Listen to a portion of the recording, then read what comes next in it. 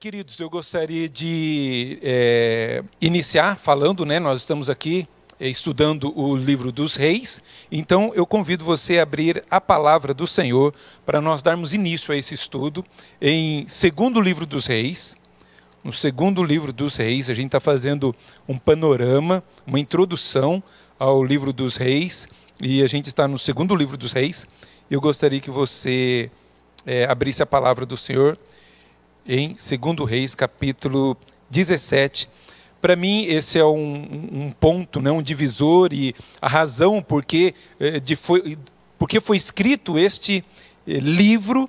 Então, está aqui uma das razões, uma exortação do Senhor para com o seu povo, e porque o povo estava sendo levado cativo.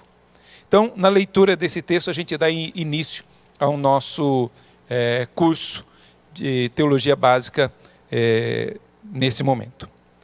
2 Reis, capítulo 17, versículo 7, diz assim: Tal sucedeu porque os filhos de Israel pecaram contra o Senhor seu Deus, que o fizera subir da terra do Egito, de debaixo da mão de Faraó, rei do Egito, e temeram os outros deuses.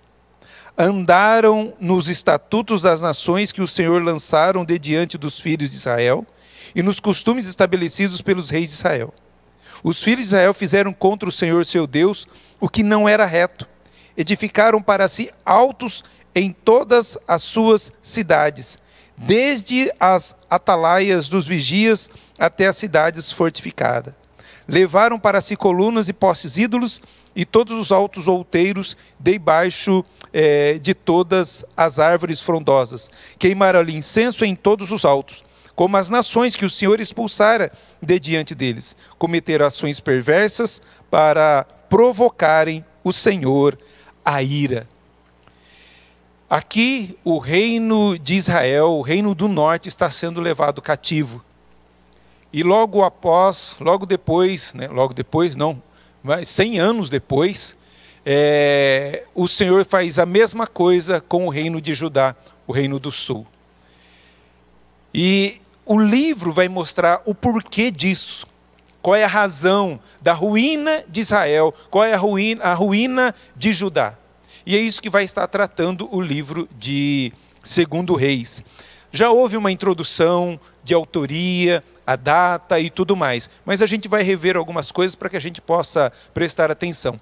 E todo esse estudo é bom para quê? Para que você, quando for ler, você tenha uma noção básica, e aí você compreende melhor os fatos, as histórias e aquilo que Deus está querendo nos ensinar nos dias de hoje através deste livro. Então, para isso é importante nós estudarmos o livro de 2 Reis, para que você tenha uma compreensão, uma introdução no livro também, e um panorama das histórias, dos fatos, para que nós possamos aprender e entender como o Senhor agiu no meio do povo de Israel e como Deus age também no nosso meio. Pois nós hoje somos o Israel de Deus, o povo de Deus, a igreja do Senhor.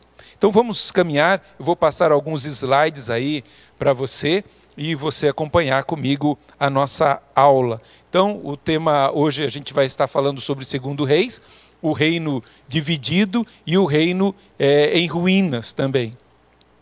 Então o título, esse título que nós temos aqui, como foi mencionado já pelo pastor Vladimir na aula passada, se você perdeu, você pode assistir. O título, esse nome foi dado a esses livros devido às primeiras palavras, com o primeiro deles se inicia em hebraico, sendo o rei. Se você for lá no capítulo de número 1, de 1 Reis, você vai ver como que começa o livro. Então, esse livro começa assim: sendo o rei Davi já velho. Então, o nome do livro, sendo o rei, é o livro dos reis, dando o nome ao livro, essa primeira frase. Assim, os judeus nomeavam os seus livros. No entanto, primeiro era só um livro, 1 e 2 Reis, somente um livro, mas com a Septuaginta e a tradução latina também, houve uma divisão de 1 e 2 Reis, para que facilitasse os escribas e também para o estudo, para a compreensão de todo o livro. Então houve uma divisão. Mas no hebraico é somente um livro que o livro dos reis. Por isso, o livro se chama Reis. O nome que se adapta perfeitamente ao assunto, pois os livros tratam do domínio dos reis dos dois reinos, o de Israel e o de Judá. Os hebreus consideravam-nos como um livro único, pelo fato de constituírem uma história ininterrupta. Então aqui vai contar desde o primeiro rei até o último rei de Israel, primeiro e segundo livro dos reis, que era composto de um livro apenas, mas houve uma divisão para facilitar o estudo, para os escribas dos tempos antigos, que não tinham a tecnologia que nós temos hoje. A autoria, nós não temos com certeza saber quem que foi o autor do livro dos reis. Apesar de os livros serem anônimos, são tradicionalmente considerados como tendo sido escritos por Jeremias, auxiliado pelo seu secretário Baruque. A gente pode conferir, depois, como já foi dito, já mencionei, já foi tratado isso na aula passada. Em Jeremias 45 dá um relato sobre isso. É evidente que o autor era pelo menos contemporâneo de Jeremias, e a ênfase dos livros sugere o ponto de vista dos profetas. Assim, Jeremias, o profeta que viveu na época do exílio, descrito nos capítulos finais, pôde muito bem ter sido o seu autor. Nós não sabemos, mas a tradição judaica diz que provavelmente foi Jeremias, um dos profetas mesmo que escreveu Lamentações de Jeremias. Jeremias, ele viveu no exílio, então ele está retratando esse período, o porquê que o povo foi para o exílio, qual a esperança de Israel ao retorno do exílio, enfim, todas essas coisas tratadas aqui neste livro. E mostrando, a gente não tem uma certeza do autor, mas a tradição diz que foi Jeremias. E a gente vai caminhar nisso daqui. O que eu gostaria também, a data, cerca de 410 anos, foi esse período. Muitas vezes nós lemos as Escrituras e parece que é de um ano para o outro, de um dia para o outro. Não. Esse período de primeiro reis e segundo reis compreende cerca de 410, 450 anos da história de Israel. Para você ver como que é longa, se a gente for ver a história do Brasil. A gente está aqui há mais de 500 anos, aqui no solo brasileiro, aqui na terra do Brasil, aqui quando foi descoberto, enfim. E quantas histórias já passaram? Tivemos reis, tivemos monarquia, tivemos república, temos república. Enfim, tudo isso aqui mostra como é longo. Para a gente entender que não foi de um dia para o outro, as histórias não aconteceram de um ano para o outro, mas muito tempo, muita coisa passou. E os fatos mais importantes foram narrados e colocados aqui para registro, para compreensão, para que o povo não cometesse os mesmos erros dos seus antepassados. E também se alegrasse com as ações de Deus na vida do povo. E isso é maravilhoso. Eu vendo isso, eu fico maravilhado como que Deus age na história, como Deus usa pessoas imperfeitas para fazer a sua obra perfeita para a glória dele. Então, essa é a data, né, que a gente tem, cerca de 410, 450 anos, tem esse relato da história do livro dos reis. O cenário histórico, por que foi escrito, né, o que é ser narrado aqui? Os livros cobrem, né, o período de maior influência política de Israel. Na época de Salomão, até o completo eclipse político, quando o reinado do sul foi destruído e o povo restante foi exilado para a Babilônia. Então, esse período vai mostrar como que o que levou o povo a ser levado cativo, o reino do norte e o reino do sul, o que levaram eles a essa derrocada. Um reino tão próspero, um reino tão abençoado, mas chega a ser levado cativo, ser derrotado, ter o seu templo destruído, ser presos, ter uma destruição total e às vezes nem ter esperança alguma. O que levou eles a isso? Então o livro vai retratar desde o apogeu até a queda do povo de Israel, a destruição dos reinos de Israel, tanto o reino do norte quanto o reino do sul.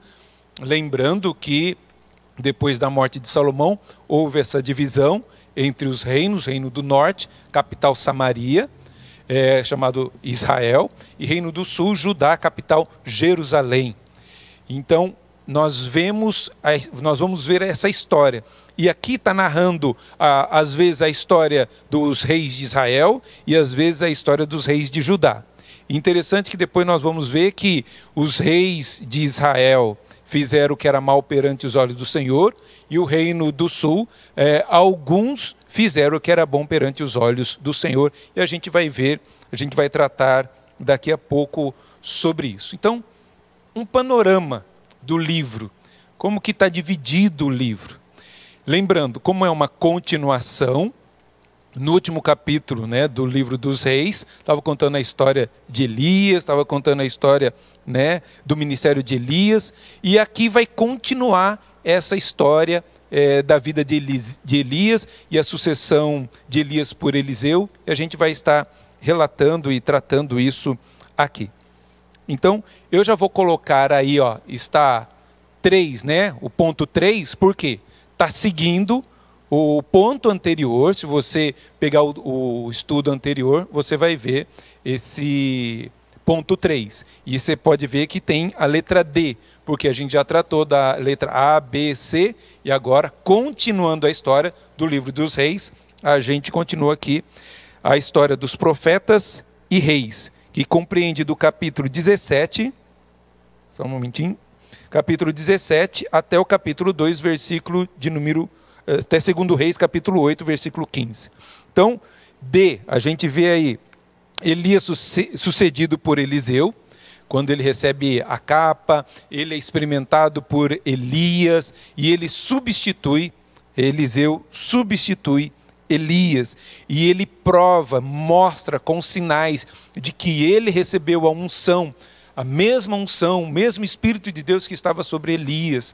E é maravilhoso você ver esse relato. Está aí no capítulo 2, versículo de 1 a 18. E depois o ministério de Eliseu, do capítulo 2 ao capítulo 8, relatando vários fatos, milagres, coisas que Deus fazendo através da vida de Eliseu, exortando os reis de Israel que não estavam andando no caminho do Senhor. E é maravilhoso você pegar aí a história do livro de Eliseu. Alguns dos fatos, né? Ele cura Naamã da sua lepra, ele tira ali a morte que havia na panela. Nós vemos vários relatos na história de Eliseu, provando de que Deus estava presente no meio do povo, exortando o povo, abençoando o povo e usando o profeta para falar contra o rei naquilo que ele estava fazendo errado. Então nós vemos aqui do capítulo 2 até o capítulo 8, grande parte aqui tratando do ministério de Eliseu e a sua exortação aos reis de Israel, para que eles voltassem para os caminhos do Senhor. E as consequências desses reis não voltarem aos caminhos do Senhor. E aí nós vemos o capítulo 5, que a gente vê o reino dividido em sua fase final. Então, os 2 reinos, vai tratar sobre a vida dos reis, nesses 2 reinos, o reino do norte e o reino do sul. E vários reis, reis de Judá e reis de Israel. Então, nós vemos aqui Jeorão, que era rei de Judá, Acasias, rei de Judá, Jeú, de Israel. Está vendo como que vai acontecer? Alguns capítulos vão falar do reino do norte, outros capítulos do reino do sul. Vai estar sempre contrapondo um ao outro e relatando o que está acontecendo em um reino e outro reino, até que sobra só um reino, o reino do sul. Então vamos lá de novo. Jeú de Israel, o golpe contra Atalia de Judá, Joás de Judá, Jeoacás de Israel. Vamos lá mais. Jeoás de Israel, Amazias de Judá, Jeroboão II, porque já havia um outro Jeroboão lá quando divide o reino de Israel, Azarias ou Uzias, depende de crônicas, muda o nome dele também, Zacarias de Israel, Salum de Israel, mais outro aqui, e vai tendo reis. Menahem de Israel, Pecaías de Israel, Peca de Israel, Jotão de Judá, Acás de Judá, Oséias de Israel. Até aqui estão os 2 reinos. E aí tem o texto que eu li no começo, capítulo 17, mostrando o porquê Deus leva cativo, né, o reino da Assíria invade o reino do norte, a capital Samaria, e os leva cativo. Por quê? Porque eles não estavam andando nos caminhos do Senhor. Estavam sacrificando a outros ídolos, a outros deuses, a não ser que não fosse o Senhor. Então nós vemos aqui a causa, por que eles foram derrotados, por que foram levados cativos. E é interessante, nós vamos ver, se você prestar atenção, a diferença, porque nenhum daqueles que foram cativos para a Síria, eles voltaram puros, com não preservar a linhagem, porque a maneira da Síria dominar um povo era misturar a sua raça.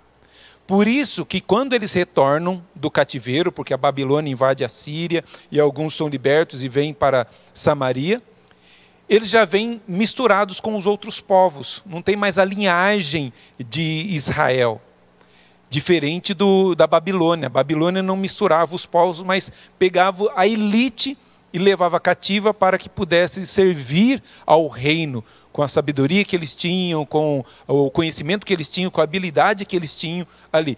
Esses dois reinos têm maneiras diferentes, por isso que os samaritanos se tornam rejeitados pelos judeus do reino do norte, que depois se torna, né, o judeu ou Israel mesmo, quando voltam para Jerusalém, eles rejeitam os samaritanos porque eles se misturaram. Por isso que até o tempo de Jesus, eles eram rejeitados, excluídos. Samaritano não suportava judeu e judeu não suportava samaritano. E isso acontece quando eles voltam do cativeiro, porque um se misturaram com os outros povos e o outro preservou a sua linhagem. Quando retorna, eles contam, faz a genealogia para saber a linhagem de cada um, de que tribo cada um é, para que eles possam colocar um rei, para que eles possam continuar servindo ao Senhor, saber quem são os sacerdotes, para que possam sacrificar ao Senhor. Então, aqui no capítulo 17, nós vemos a queda do reino do norte, capital Samaria, que foi invadida pelos assírios, porque eles não ouviram os profetas, não ouviram a palavra do Senhor. E é interessante também, quando você for ler os profetas, você saber em que reino, para que rei eles estão profetizando e para que reino eles estão também profetizando, se é para o reino do norte ou reino do sul. Houve profetas que profetizaram só no reino do norte, outros só no reino do sul, outros profetizaram nos dois reinos. Então, os profetas, muitos dos profetas estão aqui nesse período antes do exílio, exortando ao povo ao arrependimento, e alguns durante o exílio também, orientando o povo, mostrando porque eles estavam exilados e trazendo esperança de que aquilo ia passar e Deus ia tirar eles desse cativeiro. Então, e aí continua, aí só os textos, né, dos reis de Israel, de Judá, que é o reino do sul, que nós vemos aqui. Opa, não é esse? De 18 a 1. Não, é aqui, no finalzinho. O assentamento dos deportados dos assírios, falando, né, quando eles foram levados a Síria. Exatamente, aqui. Então, Judá agora sozinha. Agora só tem o reino do sul, capital Jerusalém. E eles ficam sabendo do que aconteceu com o reino do norte, eles se quebrantam, buscam ao Senhor, mas depois vem outros reis, e a gente vai ver um pouquinho aí, que não buscam o Senhor, e por causa disso, Deus os leva cativos para a Babilônia. Então nós vemos aí o reino sozinho, na sua fase final. Opa. Deixa eu ver aqui se eu estou certo. Isso. No capítulo 18 a gente vê, por causa do susto que eles levam, da Síria invadir o reino do norte, Ezequias se quebranta diante do Senhor. Se você puder ir ver no capítulo 18, a gente vê a oração de Ezequias, um dos principais reis também, relatado aqui. Nós vemos a oração do rei, pedindo misericórdia ao Senhor, no capítulo 19, versículo 14, perdão. Tendo Ezequias recebido a carta das mãos dos mensageiros, leu, então subiu à casa do Senhor, estendeu-a perante o Senhor, e orou perante o Senhor, dizendo: Ó Senhor, Deus de Israel, que estás entronizado acima dos querubins, Tu somente és Deus de todos os reinos da terra. Tu fizestes os céus e a terra. Inclina, ó Senhor, o teu ouvido e ouve. Abre, Senhor, os teus olhos e vê. Ouve todas as palavras de Senaqueribe, as quais ele enviou para afrontar o Deus vivo. Aqui ele, vendo que vai ser invadido, ele clama ao Senhor, suplica ao Senhor, e Deus ouve, Deus responde, Deus preserva, Deus cuida. Ele é confortado pelos profetas e tudo mais. Esse é o rei também, que Deus fala, prepara a sua casa, que você vai morrer. E ele ora ao Senhor, pedindo misericórdia ao Senhor. E Deus dá mais 15 anos a ele, para poder reinar ali diante de Israel. Deus havia dado uma sentença, mas ele se arrepende, Ezequias se arrepende, e Deus atende a oração e dá mais 15 anos para ele. Isso a gente vê como que Deus faz a obra dele, a misericórdia dele, a gente vai ver na teologia desse livro. Judá sozinho, então nós vemos rei Ezequias, Manassés, Amon, Josias, Jeoacás, Joaquim e Zedequias.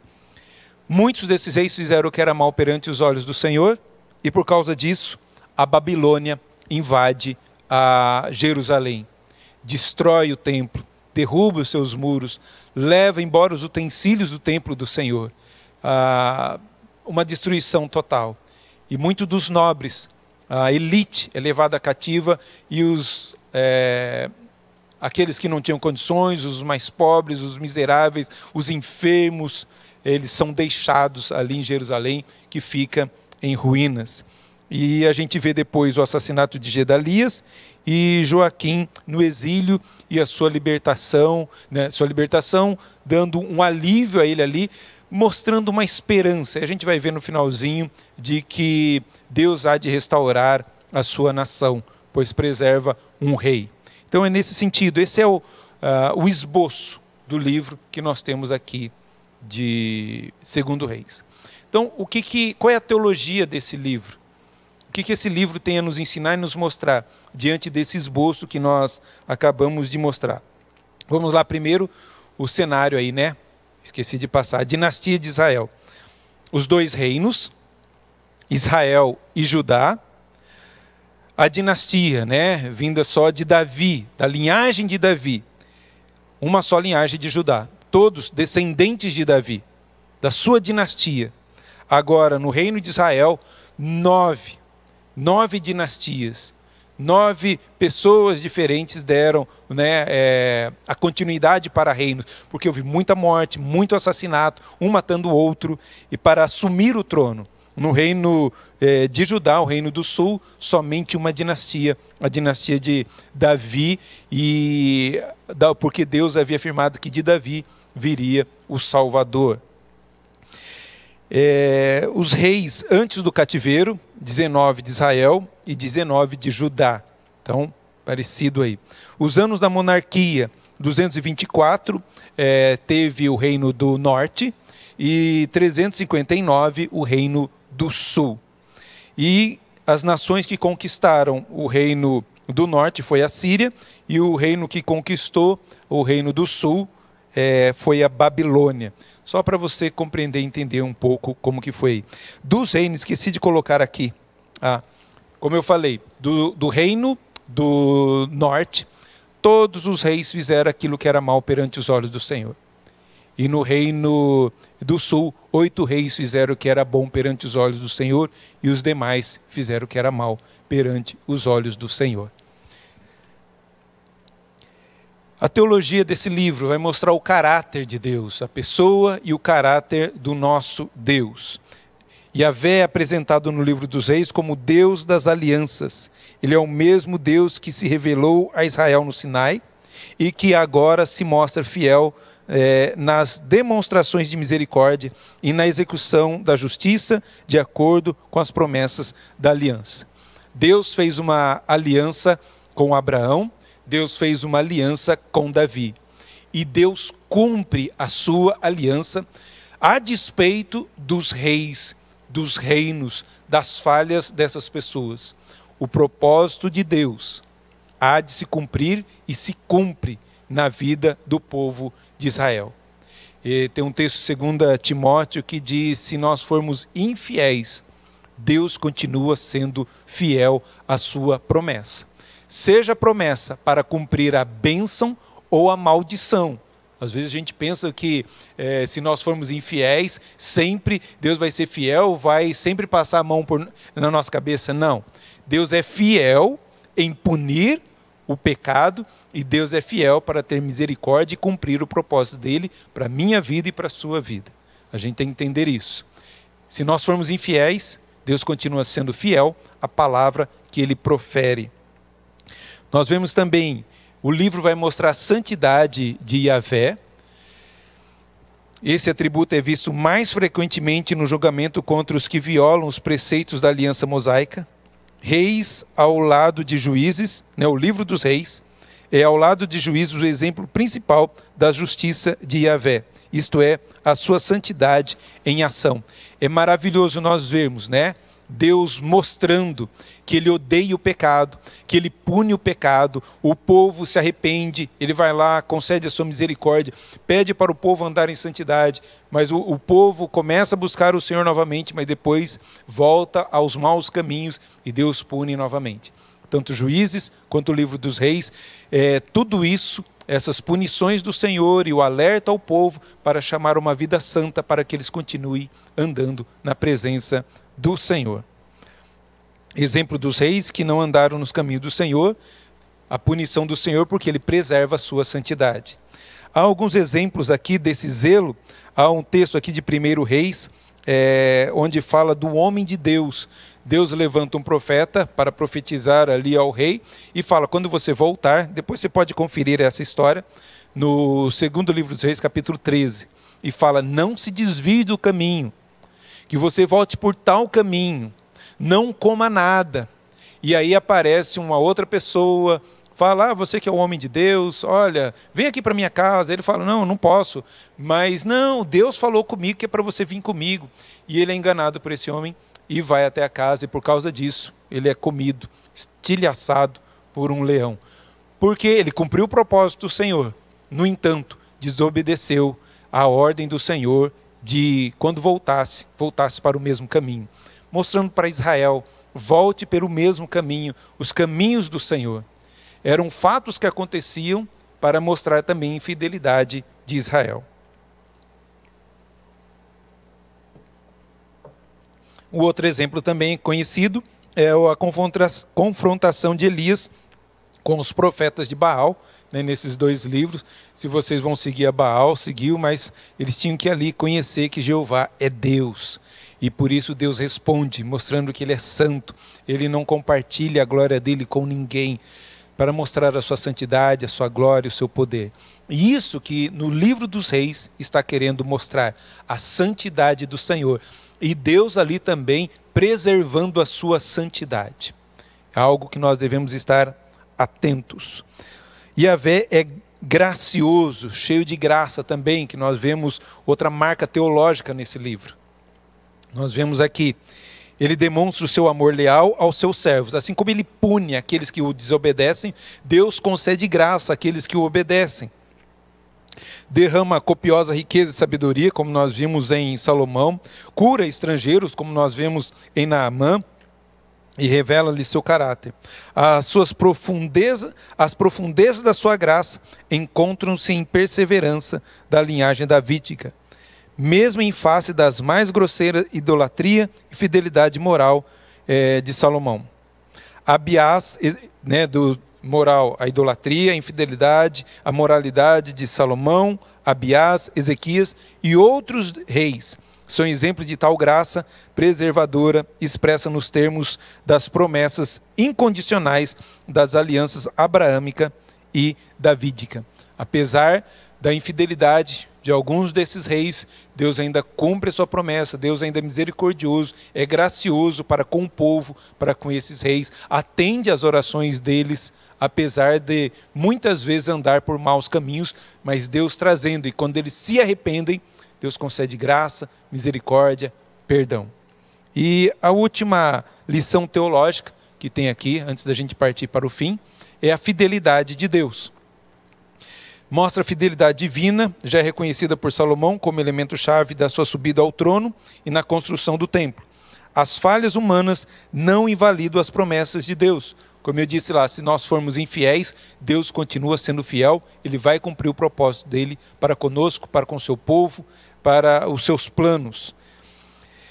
O Deus que chama para si sua responsabilidade de cumprir suas alianças é também fiel para preservar um remanescente para o qual tais promessas venham, por fim, tornar-se realidade. E a gente vê isso, a gente vai ver daqui a pouco, no fim, a preservação de um rei, e depois há também a volta do povo para Jerusalém, e eles tentando construir novamente o templo. E a gente vai ver bem isso no livro de Esdras e Neemias, quando o povo volta e começam a reconstruir os muros e começam a reconstruir o templo para poder adorar e sacrificar ao Senhor. Então nós vemos que Deus, nesse livro, quer mostrar a sua santidade, a sua graça e a sua fidelidade. As mesmas coisas que Jesus veio mostrar para nós, veio nos dar e mostrar a sua santidade, a sua graça e a fidelidade de Deus, apesar de nós, apesar das nossas falhas, apesar dos nossos erros. Deus é fiel e justo para nos perdoar os pecados e nos purificar de toda injustiça. Mas para isso tem que haver confissão, tem que haver arrependimento. Glória a Deus por isso. Finalizando, quais lições nós temos ao estudarmos esse livro de 2 Reis? A insensatez do pecado, a leviandade do pecado, a estultice do pecado.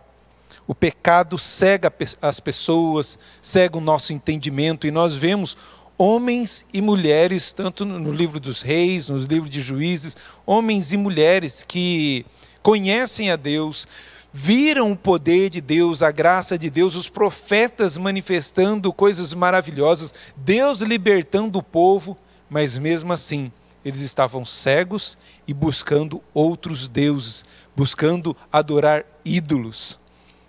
O pecado revela a insensatez das pessoas, como eles continuaram cegos, a leviandade do seu culto, da sua adoração, e deixando o Senhor de lado, trocando o Senhor por outros deuses. O pecado afeta outras pessoas com a sua insensatez. Isso é muito claro. Quando o rei não anda no caminho do Senhor, todo o povo sofre, todo o povo padece, tanto que o povo foi levado cativo por causa de o rei não levar o povo a adorar a Deus, mas sim levar o povo a se prostrar diante de outros deuses. Então, a insensatez do pecado. Como que o pecado é terrível, como cega, como que destrói, como cativa. Isso que o livro dos reis vem nos mostrar. A segunda lição é o juízo acumulativo de Deus. Deus tem a sua longanimidade, e Ele tem a sua paciência, e Ele vai deixando até as pessoas nos seus próprios erros, nos seus próprios pecados. Isso vai acumulando para quê? Para que a ira de Deus, para que Deus, a mão de Deus, pese sobre essas pessoas, e eles não tenham desculpa nenhuma para dizer que eu não sabia. Por isso, os reis provocaram o Senhor a ira. Toda parte do livro, você vai ver o rei fazendo o que era mal perante os olhos do Senhor e provocando o Senhor a ira. E Deus guardando, Deus segurando, para que no momento certo Ele aplique a sua ira, a sua disciplina, Ele pese a mão sobre o seu povo. E é isso que acontece, como nós vimos no capítulo 17, e depois também quando o povo é levado cativo para a Babilônia, onde está aqui no capítulo de número 25. Nós vemos isso. E Deus julga cada atitude de rebeldia, seja na nossa mente, no coração, seja as nossas ações. Deus pune. Não pense porque, eu pequei, não aconteceu nada, não caiu nenhum raio, vou continuar pecando. Cuidado com isso, porque Deus guarda, retém, e no momento certo Ele põe a mão. Se nós somos filhos, vamos ser disciplinados pelo Senhor. Se não somos filhos, Deus envia sua ira destruidora, realmente. E às vezes as pessoas dizem, né? Aqui se faz, aqui se paga. Nem sempre. Muitos se gabam disso, né? Eu faço isso, faço aquilo, não acontece nada comigo. É como no Salmo 73. Aqueles que servem ao Senhor e aqueles que não servem ao Senhor. Aqueles que não servem ao Senhor, os ímpios, né? Zombam de Deus, eles blasfemam, fazem coisas terríveis. E o salmista fala até que ele vê o fim do ímpio. Enquanto eles estão aqui, está tudo tranquilo, mas vai chegar uma hora que eles vão comparecer diante do tribunal de Deus. Por isso, muito cuidado. Aqui se faz, aqui se paga. Às vezes, aqui se faz e lá, diante de Deus, é que vai pagar. Por isso, ande nos caminhos do Senhor. Ainda que o ímpio, que zomba de Deus, blasfema diante de Deus, não aconteça nada com ele, deixa ele, porque ele tem o fim dele. E o nosso fim é estar na presença do Senhor. Sem santificação, ninguém verá o Senhor. Eu quero ver o Senhor, e por isso eu quero andar em santidade. Não por mim mesmo, mas pelo Espírito Santo que habita em mim, que vai me capacitar, me ajudar para isso. E por último, a misericórdia do Senhor. A misericórdia perseverante de Deus. Deus perseverou em suportar o reino do norte. Deus podia ter destruído no mesmo momento, mas não. Ele esperou. Ele teve o momento certo da ação de Deus. E Deus se manteve misericordioso para com o reino do sul. Então Deus suporta a ira dos reis do reino do norte. E Deus foi misericordioso para com o reino do sul, que pecaram semelhante, mas Deus preserva, Deus cuida e Deus concede a sua misericórdia, assim como Ele concede a sua misericórdia para conosco. Essa misericórdia do Senhor que se renovam a cada manhã. Esse é o fato de nós estarmos vivos, porque se não fosse a misericórdia do Senhor, nós estaríamos perdidos. Se não fosse a graça de Jesus morrer no nosso lugar para nos dar salvação, nós não teríamos esse perdão, nós não teríamos essa graça, nós não teríamos essa misericórdia do Senhor.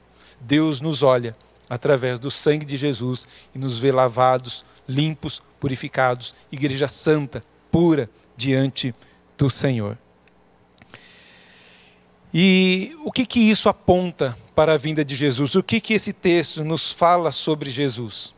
Coisas maravilhosas, tremendas, de que há fatores messiânicos aqui em 1º e 2º Reis, como está escrito aí. 1 Reis capítulo 2, versículo 3 e 4.